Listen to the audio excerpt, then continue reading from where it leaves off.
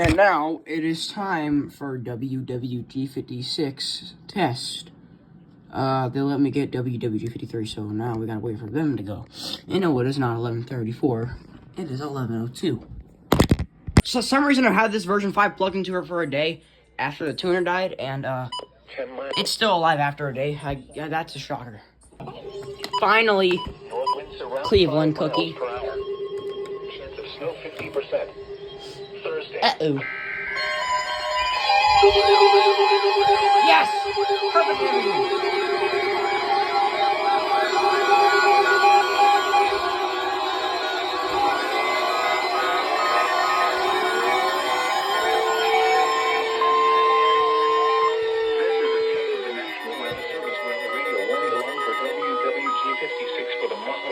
Listening area of northeast Ohio.